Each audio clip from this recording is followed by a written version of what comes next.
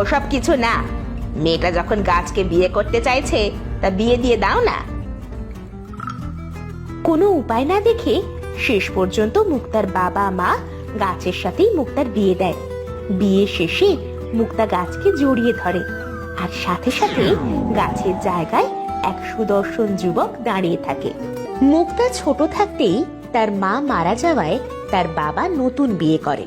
মুক্তার সৎ মা সবসময় মুক্তাকে দিয়ে অনেক কাজ করায়।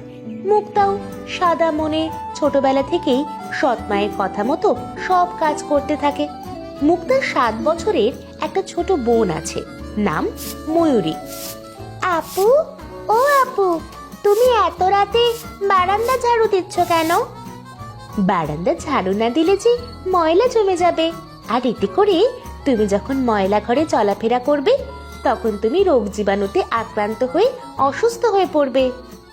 ও আচ্ছা, বুঝতে পেরেছি। এদিকে রাতে মুক্তার বাবা আর সৎ মা রাতের খাবার খাচ্ছিল। ময়ূরী, আয় ময়ূরী, এই রাতে বাইরে কি করিস? ঘরে আয়, খাবার খাবি কখন? রাত তো কম হলো না। ময়ূরী, মা আমার, তাড়াতাড়ি এসো। আচ্ছা, মুক্তা কোথায়? মুক্তা কি রাতের খাবার খেয়েছে? অত মুক্তা মুক্তা করো না তো, তোমার খাবার তুমি খেয়ে নাও। যত সব খাওয়ার সময় কথা বলা শুরু হয়।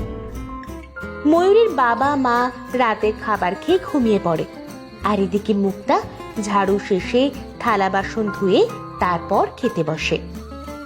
জানালা দিয়ে এত রাতে কিসের শব্দ আসছে? মুক্তা যখন খাবার খাচ্ছিল তখন তার কানে জানালা দিয়ে আজব শব্দ আসতে থাকে। বনের পশু পাখির শব্দ দেখছি ঘরে এসে পড়ছে। সকালে গিয়ে একবার দেখতে হবে। সারা রাত কাজ শেষে খেয়ে ঘুমিয়ে পড়ে মুক্তা।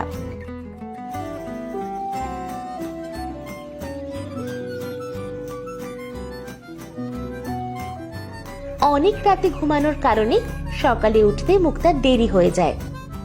আরে এই মুক্তা, মুক্তা, বলি কি এখন কটা বাজে?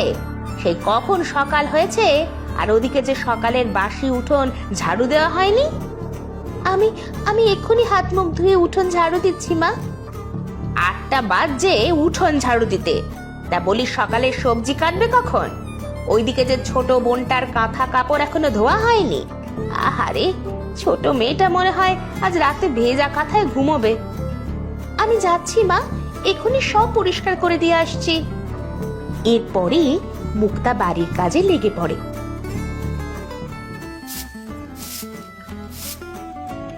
সব কাজ শেষে মুক্তা নদীর ঘাটে পানি আনতে যায়।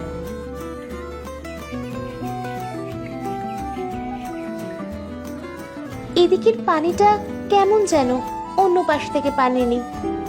মুক্তা কলসিতে পানি ভরতে থাকে।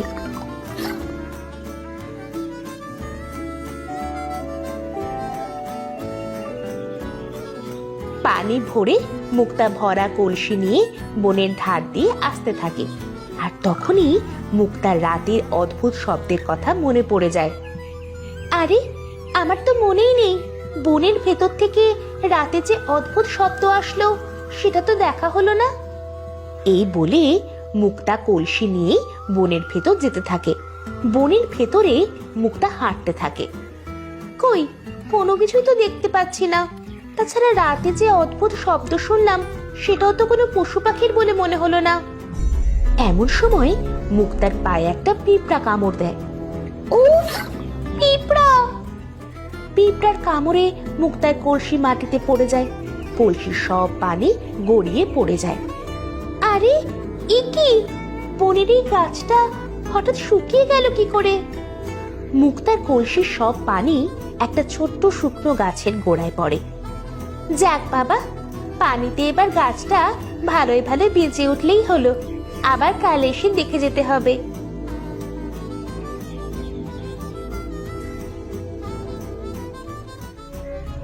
এরপরে মুক্তা কলসিতে আবার পানি ভরে বাড়ি ফিরে আসে। এই মুক্তা, এতক্ষণ কোথায় ছিলি? পানি আনতে গিয়েছিলি নাকি গল্প করতে গিয়েছিলি? এদিকে যে এখনো চুলে ভাত রান্না হয়নি, জানিস না? মা, আমি না কলসি নিয়ে পড়ে গিয়েছিলাম, তাই আবার পানি ভরে নিয়ে আসছি। এজন্যই দেরি হয়ে গেছে। হয়েছে হয়েছে, আর বাহানা দিতে হবে না। এখন যা, পানির কলসি রেখে ময়ূরীকে গোসল করিয়ে দে। মুক্তা পানির কলসি রেখে ময়ূরীকে গোসল করার পানি ভরাতে নিয়ে যায়। আপু, আমাকে দাও, আমি কল চাপবো। না, একদমই না, তোমার হাতে ঠুসকো পড়ে যাবে। তাছাড়া তুমি অনেক ছোট, আগে বড় হও, তারপর নিজেই কল চাপবে। না আপু না, আমাকে দিতেই হবে, দাও আপু। ময়ূরীর কল চাপার বায়না মুক্তা রাখে। ময়ূরী খুশি হয়ে কল চাপতে থাকে। এমন সময় সেখানে ময়ূরীর মা চলে আসে। এই যে রাজরানী, আমার ছোট্ট মেয়েটাকে দিয়ে কল চাপানো হচ্ছে বুঝি? কিন্তু মা। চুপ, একদম চুপ।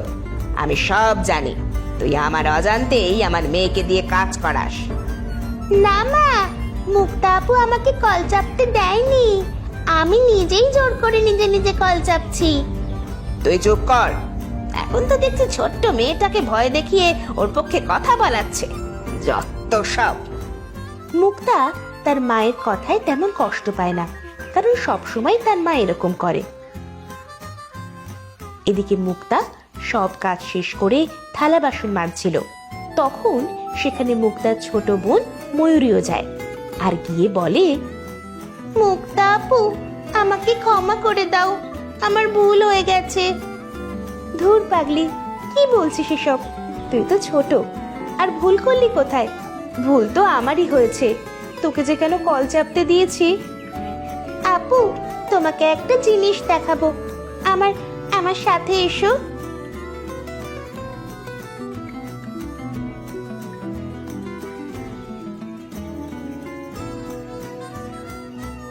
এই কথা বলে ময়ূরীর মুক্তাকে নিয়ে বনে সেই মরা গাছটার কাছে যায়। আপু, দেখেছো? কেন, কি হয়েছে? আর কি বা দেখবো, এখানে দেখার মতো তো কিছুই নেই। আরে ধুর, তুমি তো দেখছি চোখেও দেখো না। ওই দেখো, গাছের গায়ে একটা লাভ। তুই কি লাভটা বলছিস ময়ূরী? বাড়ি চল তো। লাভ মানে বোঝো না? একটা হার্ট। আমি আরো কয়েকদিন আগে এসে দেখেছি গাছের হাড়টা পুরো সাদা ছিল, কিন্তু আজ এসে দেখি একটু লাল হয়ে আছে। হয়তো কিছু একটা হবে, এখন বাড়ি চল। আর তোকে যেন এই জঙ্গলে আর না দেখি, এদিকে হিংস্র প্রাণী থাকতে পারে। এই বলে তারা বাড়ি চলে আসে।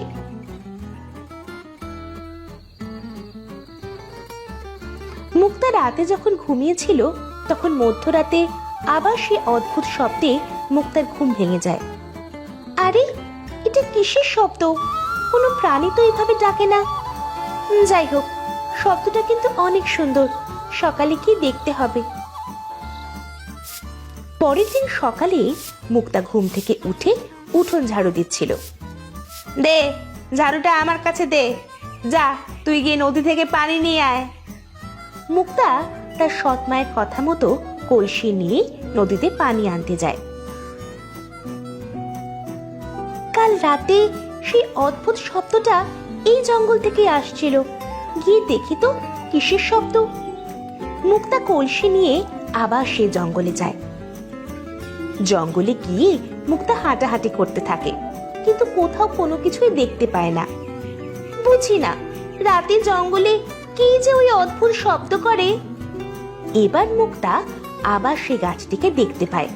গাছটাতে একটা একটা করে সবুজ পাতা গজিয়ে উঠছে। আরে বাহ, গাছটা দেখছি একদিনেই পানি পেয়ে সবুজ হয়ে উঠেছে, আর একটু পানি দিই। এই বলে মুক্তা গাছটির গোড়ায় কলসির পানি দেয়, আর সাথে সাথে ওই গাছটির অর্ধেক হাড় লাল হয়ে যায়, কিন্তু মুক্তা সেটা দেখতে পায় না। এরপরে মুক্তা বাড়ি চলে আসে। রাতে মুক্তা যখন বারান্দা ঝাড়ু দিচ্ছিল, তখন মুক্তার ছোট বোন এসে তাকে বলে, মুক্তা আপু, তোমাকে আম্মু আপু খাবার খেতে ডাকছে। ময়ূরীর কথা শুনে মুক্তা ঝাড়ু ফেলে তার বাবা মার কাছে যায়। শোন মুক্তা, কাল তো তোকে একটা লোক দেখতে আসবে। সবকিছু ঠিকঠাক থাকলে তোকে বিয়ে দিয়ে দেব। মুক্তা তার বাবা মার কথা শুনে কিছুই বুঝতে পারছিল না। মুক্তা কোনো কথা না বলে চুপ করে থাকে। পরের দিন সকালবেলা মুক্তা আবার নদীতে যায় কলসি নিয়ে জল ভরে আনতে। নদী থেকে জল নিয়ে মুক্তা আবার সেই গাছটির কাছে যায়। হায় হায়, এ আমি কি দেখছি? গাছটা একদিনেই এত বড় হয়ে গেল। দি, আর একটু পানি দি। মুক্তার পানি পেয়ে গাছটি একদিনে অনেক বড় হয়ে গিয়েছিল। গাছের ডালপালায় পুরো সবুজ হয়ে গিয়েছিল।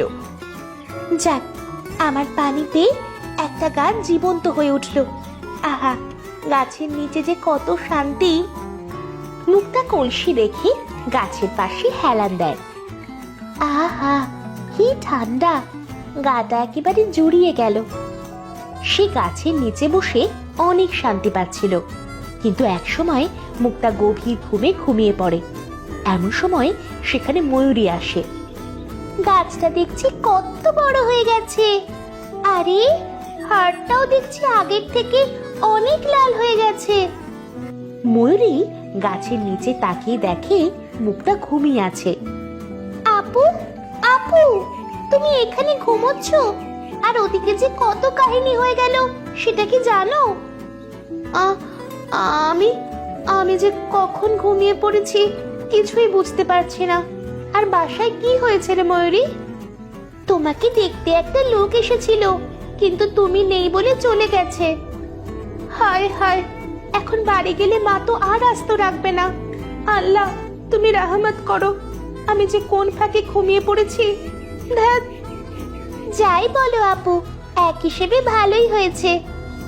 কেন রে ময়ূরী, এ কথা কেন বললি? আরে বলো না আপু, যে লোকটা তোমাকে দেখতে এসেছে সেই লোকটা অনেক বুড়ো। ওই বুড়োকে আমি কোনোদিনও দুলাভাই বলতাম না। অনেক বেলা হয়েছে, এবার বাড়ি চল। দুই বোন বাড়ি চলে আসে।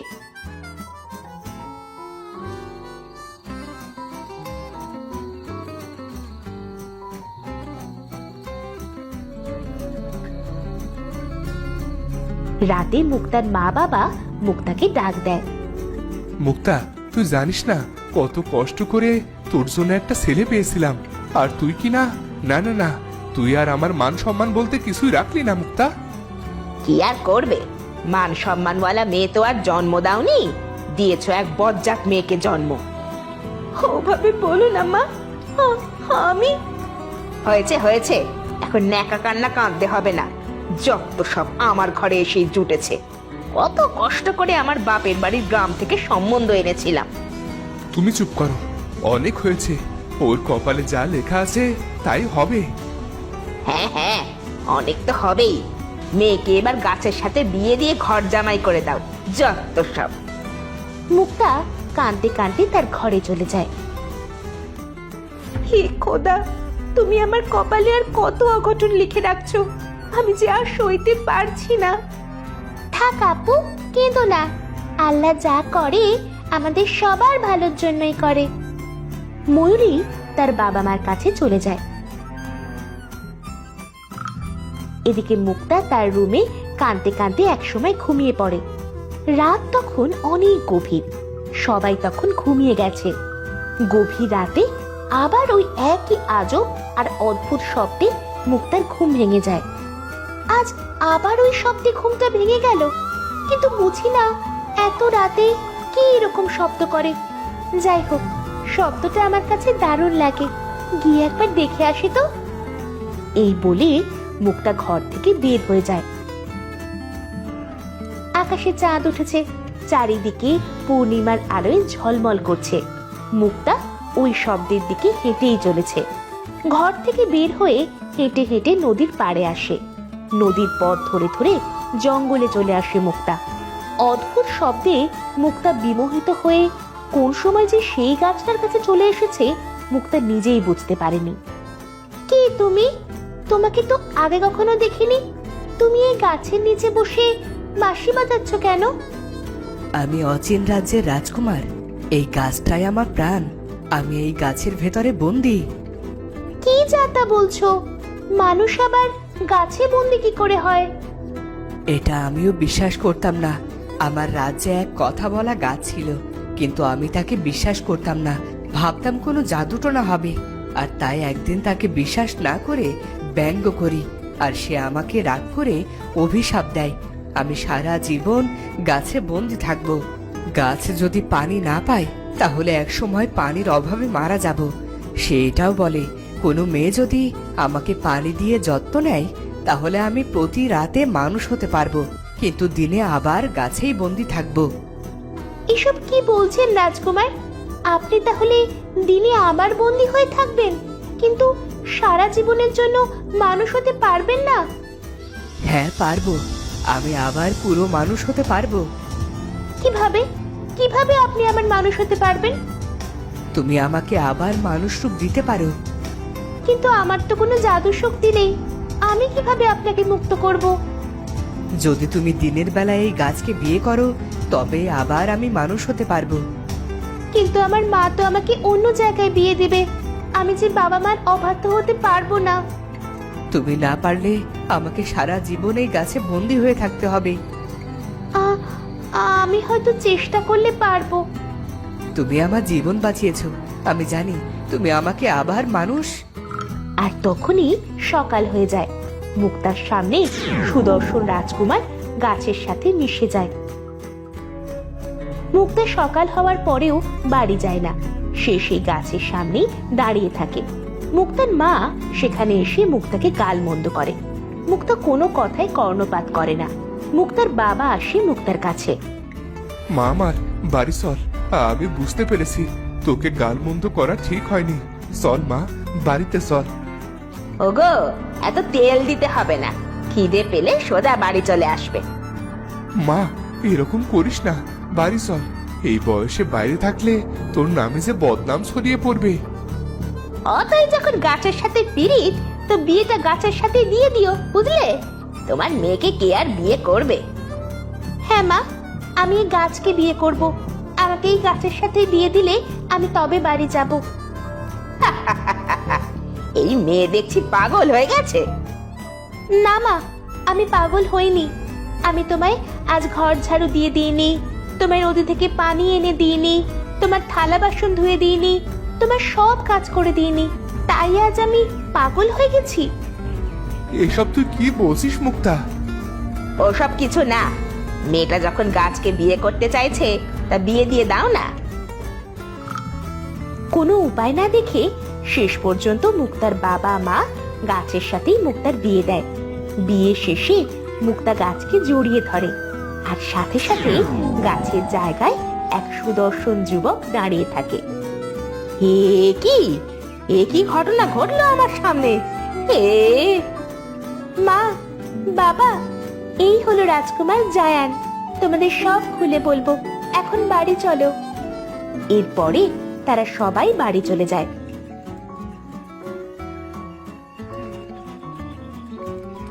এদিকে রাজকুমার জায়ান মুক্তাকে নিয়ে অচিন রাজ্যে যায়।